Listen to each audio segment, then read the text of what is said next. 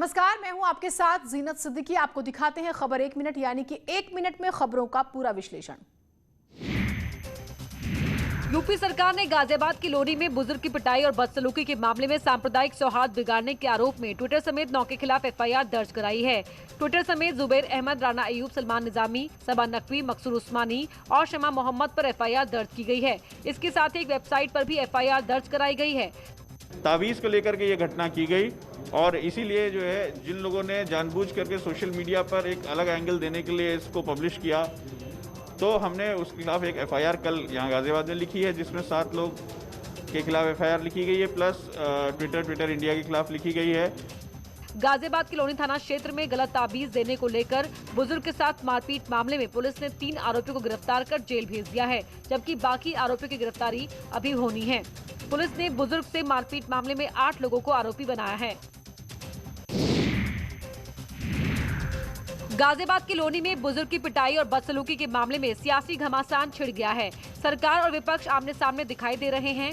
Deputy CM Keshav Prasad Maurya का कहना है कि जो भी कानून से खिलवाड़ करेगा उसके खिलाफ सख्त कार्रवाई की जाएगी। देश में कहीं पर भी कोई भी ऐसा विषय है जो देश के कानून के दृष्टि से उल्लंघन है तो उसमें कार्रवाई होनी चाहिए। वो कार्रवाई की गई है, तो जो दोषी हैं उनके खिलाफ जो एक कानून के अंतर्गत कार्रवाई होनी है वो होगी। समाजवादी पार्टी का कहना है कि जनता की सुरक्षा करना और लॉ एंड ऑर्डर सरकार की जिम्मेदारी है।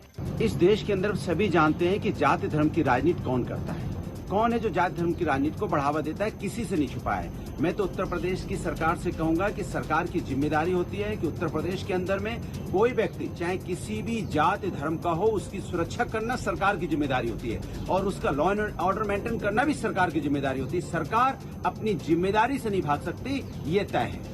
वहीं मंत्री और यूपी सरकार के प्रवक्ता सिद्धार्थनाथ सिंह ने कहा कि कांग्रेस और एसपी प्रदेश का सौहार्द बिगाड़ना चाहते हैं। गाजियाबाद के लोनी में बुजुर्ग को पीटने के मामले में मुकदमा दर्ज होने के बाद बीजेपी विधायक ने विपक्षियों पर हमला बोला है। लोनी से बीजेपी विधायक नंदकिशोर गुर्जर ने राहुल गांधी और असदुद्दीन ओवैसी के खिलाफ रासुका लगाने और गिरफ्तारी की मांग की है। नंदकिशोर का कहना है कि राहुल गांधी और ओवैसी ने ट्वीट करके भड़काने और देश में दंगा करने की साजिश की थी। भगवान श्री राम के भक्तों में जिस तरह सीधा हमला किया गया है, श्री राम भक्तों ने इस तरह का नहीं करना चाहिए। और जबकि इसमें मुस्लिम युवक भी शामिल हैं, तो जब मुस्लिम युवक शामिल है तो इससे साफ पता चलता है कि एक साजिश का हिस्सा है, क्योंकि मुस्लिम कोई भी इस तरह से अपने ही मुस्लिम समाज के व्यक्ति को कोई आम आदमी बिना वजह इस तरह नहीं कर सकता। तो ये साजिश है और इस साजिश में राहुल गांधी, ओवैसी और तमाम लोग शामिल है। इसकी जाँच हो और इस रासुका के तहत मुकदमा दर्ज हो, ये हमने मांग की। समाजवादी पार्टी में आज करीब 24 से ज्यादा नेताओं का पार्टी प्रवेश कराया गया। पार्टी अध्यक्ष अखिलेश यादव की मौजूदगी में नेताओं ने पार्टी ज्वाइन की। पूर्व विधायक अमरपाल शर्मा भी एसपी में शामिल हो गए। अमरपाल शर्मा साहिबाबाद सीट से बीएसपी के विधायक रहे हैं। समाजवादी पार्टी 2022 के चुनाव की तैयारियों में जुट गई है। माना जा रहा है कि बीएसपी कई और नेता भी एसपी में शामिल हो सकते हैं। वहीं दूसरी ओर बीएसपी के निलंबित विधायकों के एसपी अध्यक्ष अखिलेश यादव से मिलने पर बीएसपी अध्यक्ष मायावती ने कड़ी नाराजगी जाहिर की है। उन्होंने कहा कि समाजवादी पार्टी हमेशा से ही जोड़ तोड़ और संकीर्ण राजनीति में माहिर रही है। विधायकों का समाजवादी पार्टी में जाना एक घोर छलावा है। उन्होंने कहा कि अखिलेश यादव से विधायकों का मिलना और टीवी और अखबारों में इन खबरों का छपना महज यूपी में पंचायत चुनाव के बाद अध्यक्ष और ब्लॉक प्रमुख के चुनाव के लिए की गई पैंतरेबाजी से ज्यादा कुछ नहीं है। बीएसपी अध्यक्ष मायावती ने एक के बाद एक कई ट्वीट किए और एसपी पर तीखे प्रहार किए। यानी 2022 चुनाव से पहले एसपी और बीएसपी के बीच दल बदल की सियासत जोरों पर दिखाई दे रही है। उन्नाव में पुलिस टीम पर पथराव मामले में पुलिस ने कई आरोपियों को हिरासत में लिया है। पुलिस वीडियो के आधार पर आरोपियों की पहचान कर रही है। सदर कोतवाली के अकरमपुर में गांव वालों ने पुलिसकर्मियों पर पथराव किया था। इसमें कई पुलिस वालों को गंभीर चोट आई थी। यहां मंगलवार को सड़क हादसे में 2 लोगों की मौत हो गई थी। नाराज परिजनों ने शव रखकर घंटों तक जाम लगाया। पुलिस जाम खोलने के लिए समझा रही थी। इसी से नाराज लोगों ने पुलिस पर हमला कर दिया। बीच में सड़क पर रख करके जाम लगा दिया गया और जब पुलिस ने उनको समझाने बुझाने का प्रयास किया तो पुलिस कर्मियों पर, जवानों पर पथराव किया गया, जिसमें कई जवान हमारे घायल हुए हैं। इसके जवाब में पुलिस ने उनको बल प्रयोग करते हुए भीतर कर दिया है और कुछ लोगों को हिरासत में लिया गया है। जो पुलिसकर्मी हमारे घायल हुए हैं उनके मेडिकल करा करके अग्रिम विधिक कार्रवाई की जाएगी। न्यूज 18 की खबर का बड़ा असर हुआ है। गाजीपुर में गंगा किनारे बक्से में मिली बच्ची के मामले का सीएम योगी ने संज्ञान लिया। सीएम योगी ने अधिकारियों को निर्देश दिए हैं कि बच्ची का खर्चा सरकार उठाएगी। साथ ही अधिकारी बच्ची की देखरेख की निगरानी करेंगे। फिलहाल ये बच्ची बाल विकास केंद्र में रहेगी। ये बच्ची गाजीपुर में गंगा के किनारे एक बक्से में मिली थी। बक्से में माँ दुर्गा की फोटो लगी हुई थी और माता की चुनरी में बच्ची लिपटी हुई थी। एक मल्लाह की नजर इस बक्से पर पड़ी तो बक्से से मासूम मिली। मल्लाह बच्ची को अपने घर ले आया और अधिकारियों को मामले की सूचना दी। सीएम योगी ने बच्ची को बचाने वाले मल्लाह की तारीफ की है। मल्लाह को प्रधानमंत्री आवास योजना के तहत घर दिया जाएगा और प्रशासन की ओर से पूरी मदद की जाएगी। सीएम योगी ने डीएम को आदेश दिए हैं कि मासूम बच्ची को पूरी सुविधा प्रदान की जाए। बाराबंकी में मुख्तार अंसारी एम्बुलेंस मामले में पुलिस को बड़ी सफलता मिली है। पुलिस ने फरार चल रहे 25,000 के नामी आनंद यादव को गिरफ्तार किया। आनंद यादव पर डॉक्टर अलका राय पर दबाव डालकर झूठा बयान दिलवाने का भी आरोप है। गिरफ्त में आने के बाद पुलिस पूछताछ में खुद आनंद यादव ने अपना जुर्म कबूल किया। आनंद यादव ने इस साजिश में और भी कई लोगों के शामिल होने की बात कबूली है। इसके अलावा इस मामले में पुलिस को शाहिद और मुजाहिद की भी तलाश है। बता दें कि मुख्तार के गुर्गे राजनाथ यादव, डॉक्टर अलका रॉय और शेषनाथ राय को पुलिस पहले ही गिरफ्तार करके जेल भेज चुकी है। 16/4/21 को आनंद यादव की गिरफ्तारी सुनिश्चित की गई है और ये मोहम्मद सुहेब मुजाहिद के साथ मिल करके अलका राय के पास गया था। वहाँ से इसने एक शाहिद मोहम्मद जाफरी वो शाहिद है जिससे बात कराई थी और एक ऑडियो रिकॉर्डिंग भी सुनाई थी कि किस तरीके से अलका राय अपना बयान देंगी मीडिया को या पुलिस को अगर पूछा जाता है तो। उसमें बाकायदा इन लोगों ने उनको बताया था और ये समझाया था कि अगर कोई पूछता है तो आप बताइएगा कि जो मुख्तार अंसारी है उनकी पत्नी बीमार थी। महोबा के फरार चल रहे पूर्व एसपी मणिलाल पाटीदार की मुश्किलें अब और बढ़ सकती हैं। पुलिस कोर्ट के आदेश पर मणिलाल पाटीदार की प्रॉपर्टी की जल्द कुर्की कर सकती है। पुलिस फरार आईपीएस मणिलाल पाटीदार के घर पर मुनादी भी करा चुकी है। जानकारी के मुताबिक सरोदा में पैतृक आवास के साथ ही हाल ही में इसी कस्बे में 2 बिस्बा जमीन जून 2020 में खरीदी गई थी जो मणिलाल पाटीदार के पिता के नाम पर लिखाई गई है। इसके साथ ही गुजरात के अहमदाबाद में भी एक फ्लैट का पता चला है जो मणिलाल पाटीदार के नाम पर है। मणिलाल पाटीदार के सरेंडर न करने पर पुलिस इन संपत्तियों को कुर्क करने की तैयारी कर रही है। अहमदाबाद चूंकि जो इनका गृह जनपद डूंगरपुर में सांगवाड़ा थाना क्षेत्र के अंतर्गत जो सरोदा गांव है जहां पे सरोदा चौकी भी है वहां पे पड़ता है। वहां से करीब 200 किलोमीटर के आसपास अहमदाबाद पड़ता है। तो अहमदाबाद में फ्लैट और कमरे वगैरह और एक दुकान और सब चीज़ टाइप की पता चली है। तो अभी तो टीम पता कर रही है क्या क्या चीज़ें हैं। वैसे ज़्यादा तो नहीं लगता कि कुछ और होगा लेकिन फिर भी जो चीज़ें हैं वो जानकारी की जा रही है और टीमें भी कार्रवाई कर रही हैं और इसमें तलाशी का भी प्रयास किया जा रहा है। अलीगढ़ में एक महिला ने गुजरात कैडर के आईएएस गौरव दहिया पर गंभीर आरोप लगाए हैं। महिला का आरोप है कि वो साल 2017 में फेसबुक के जरिए संपर्क में आए थे। आरोप है कि दोस्ती होने के बाद आईएएस अधिकारी ने उसे नशीला पदार्थ खिलाकर रेप किया और उसके अश्लील वीडियो बनाए। बाद में उसे ब्लैकमेल कर उसे जबरन शादी की। महिला के मुताबिक उसकी बच्ची के पिता गौरव दहिया हैं।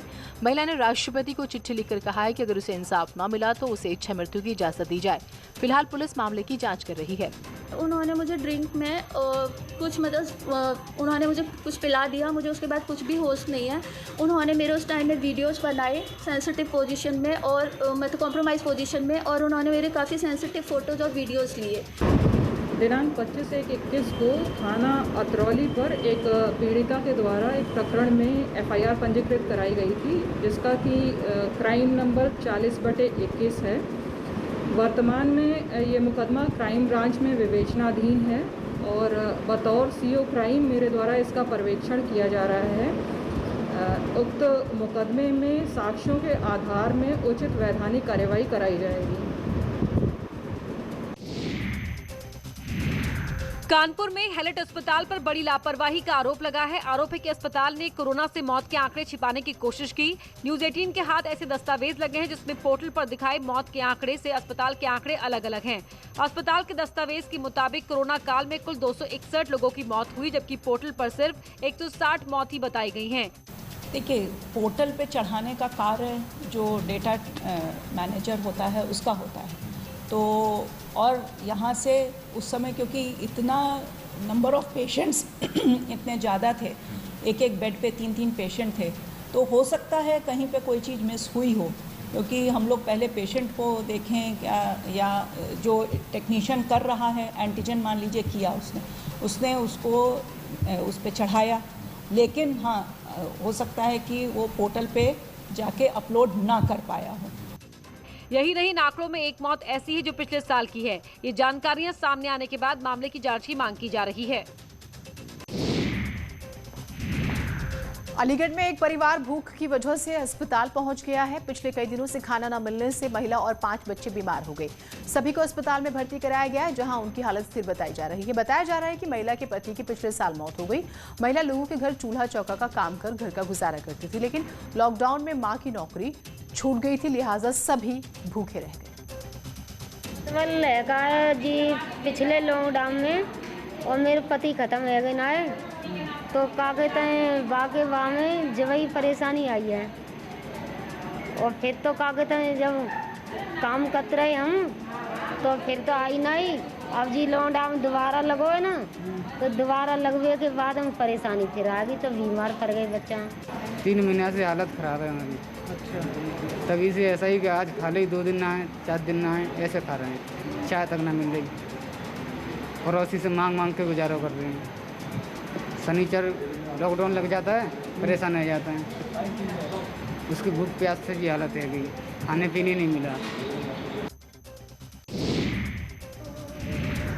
आस पड़ोस में से अगर किसी ने परिवार के 6 सदस्यों के बीच 4-6 रोटियां दे दी तो उन्हीं को खाकर पानी पीकर गुजारा कर लिया। नौबत यहां तक आ गई कि लोग परेशान हो गए। उधर वाराणसी में एएसआई के सभी स्मारकों के साथ सारनाथ और मानसिंह वेधशाला म्यूजियम भी आम लोगों और पर्यटकों के लिए खुल गया है। हालांकि स्मारक या संग्रहालय में जाने के लिए जो नियम तय हैं उन्हीं का पालन होगा। नगरी वाराणसी में भी सारनाथ समेत जो भी एएसआई के पुरातात्विक विभाग के जो भी संग्रहालय थे, वेधशाला थी, वो सब खुल गई हैं। और हम इस वक्त दशाश्वमेध घाट से सटे मानसिंह वेधशाला में हैं, जहां स्टाफ की ओर से इसको भी अब पर्यटकों के लिए खोल दिया गया है। हालांकि अभी कुछ बंदिशें हैं। वो बंदिशें ये हैं कि अभी मैनुअल टिकट नहीं मिल रहा है, सिर्फ टिकट आपको डिजिटली यानी कि ऑनलाइन ई-टिकट ही लेना होगा। जिस तरीके से अनलॉक हो रहा है देश और यूपी, उस पे आज से जो म्यूज़ियम और जो वेधशाला खुली हैं, इससे पर्यटकों को काफ़ी राहत मिल गई, क्योंकि काशी में हर दिन पर्यटकों के आने वाली संख्या जो शून्य हो गई थी, अब वो धीरे धीरे बढ़ रही है। कैमरा पर्सन पंकज सिन्हा के साथ उपेंद्र द्विवेदी, न्यूज़ 18 वाराणसी। तो आप भी घूमने जाइए, लेकिन कोरोना के जो नियम हैं उनको जरूर फॉलो कीजिए। एक छोटा सा ब्रेक ले रहे हैं, कहीं मत जाइएगा।